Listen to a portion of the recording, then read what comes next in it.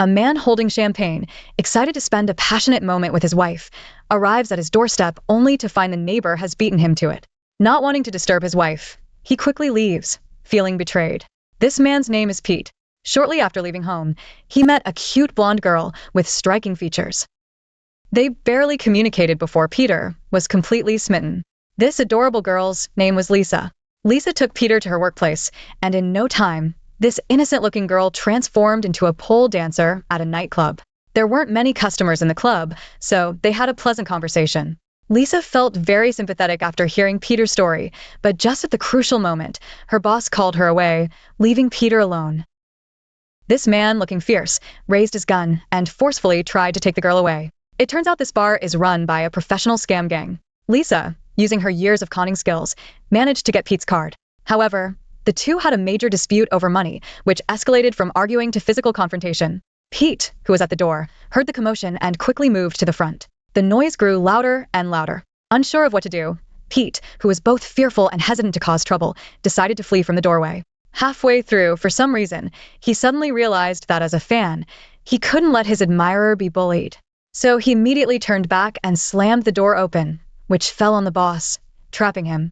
Seeing the gun on the table, Peter quickly understood that things were not as simple as they seemed, and the boss was not an ordinary person. He decided to take the initiative and shot at the boss with the handgun.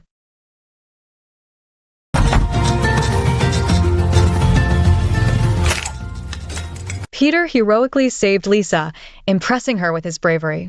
She let down her guard and chose to trust him. After packing their things, they embarked on a spontaneous journey together. However, Peter's car couldn't handle the long trip, so they had to get a new one. During the transaction, Peter admitted he didn't have enough money. But then, Lisa confidently pulled out a wad of cash from her pocket, handed it to Peter, and kissed him to show her trust. They happily got their new car and continued their journey. In their newly bought car, the two excitedly stepped on the gas and sped down the road. But just then, a police car suddenly approached them from behind. To avoid being checked halfway, Lisa quickly hid the cash, knowing it wasn't clean money. They pulled over to the side of the road to prepare for inspection. But as they stopped, a gun fell out. Lisa quickly sat on Peter's lap. With Lisa's flawless acting, the police were fooled. Before leaving, the officer gave Lisa a business card and kindly warned them that there were frequent robbery cases in the area, advising them to stay safe and contact him if needed. Just give me a holler. However, Lisa didn't take the card and sped off, leaving the officer feeling quite embarrassed.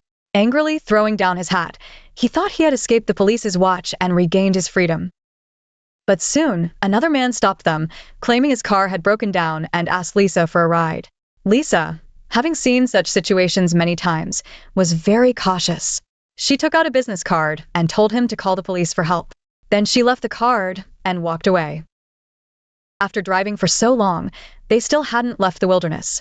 As night fell, they decided to rest at a nearby motel and continue their journey the next day. This couple was so loving that they couldn't help but show affection wherever they went. A jealous man, who had been eyeing the handsome guy, secretly spiked his coffee with a drug, planning to take care of the girlfriend himself.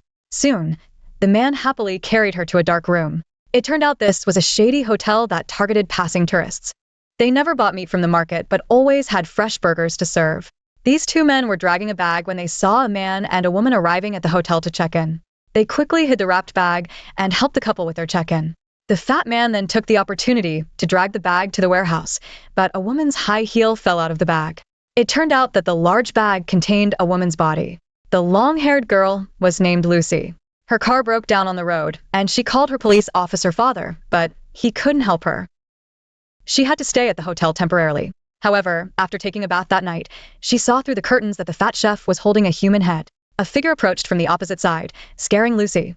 She realized this place wasn't safe. The chubby chef told the receptionist to handle the situation, but the receptionist gently assured Lucy that it was just a fake prop and there was no need to be afraid. For her own safety, Lucy had to pretend she wasn't scared. At night, an old man with white hair got out of a car. It turned out he was the manager of the motel. The first thing he did upon returning was to visit Lisa and Peter's room. After checking their IDs, he rubbed Lisa's clothes against his face. This person was clearly not normal. He then went to the restaurant and saw Lisa and Pete. He tricked them into playing a game, claiming it could test their relationship. The result concluded that they had no future together. Lisa was so upset that she left immediately.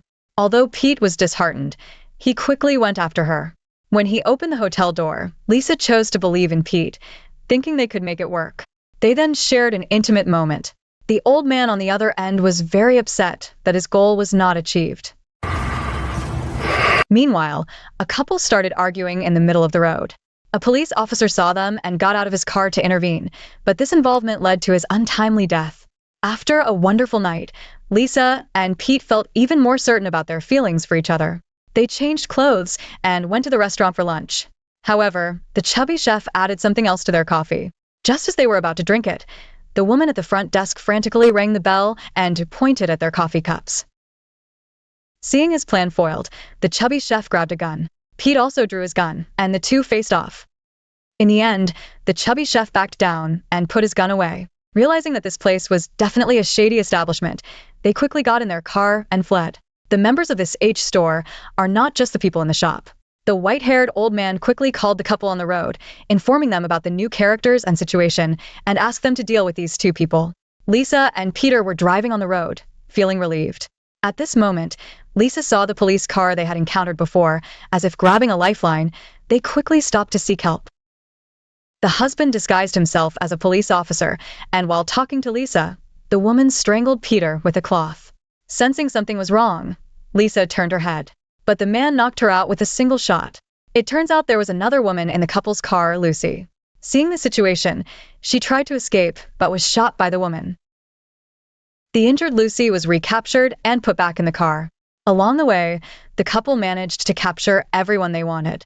The fat chef took Lisa to the basement.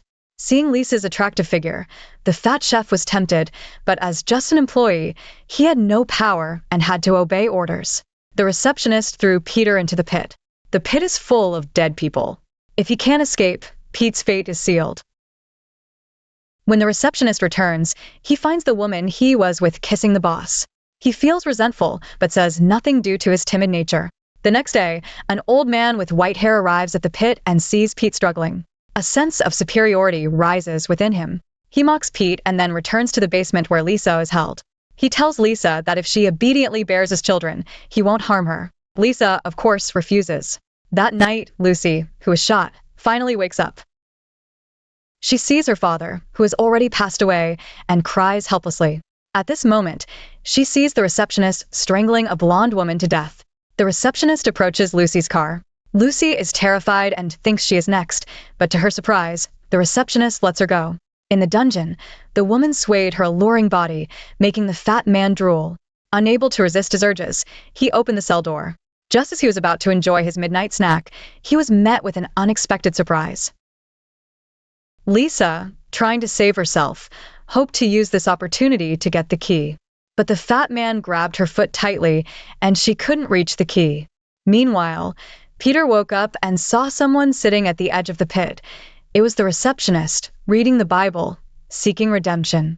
He decided to help Peter escape, but didn't want to betray anyone. Peter noticed the rope around the receptionist's neck and understood his intention. The receptionist wanted to use his body to help Peter. Despite feeling reluctant, Peter thought of Lisa and quickly climbed up to save her. He ran nonstop towards the hotel, heard Lisa's voice at the entrance, and rushed in, fiercely beating the fat chef. Under the chaotic beating, the fat chef also met his end, while the panicked woman F.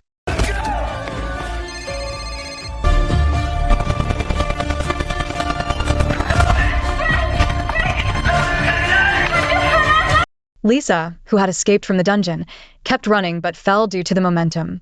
When she looked up, she saw the body of that woman, which made her panic again. Turning around, she saw the woman who had escaped with her, holding a blood-stained stick and drawing a leftward sign on the ground. Understanding the signal, Lisa drove in that direction. Peter and Lisa quickly fled. At that moment, the old man standing on the slope saw the couple trying to escape. He knew he couldn't let them get away. Lisa and Pete had just managed to escape from the demons and were about to catch their breath when they saw a familiar figure running on the road. It was the innkeeper. He stood in the middle of the road, trying to stop Lisa and Pete with his own strength. Given the disparity in power, the outcome seemed obvious.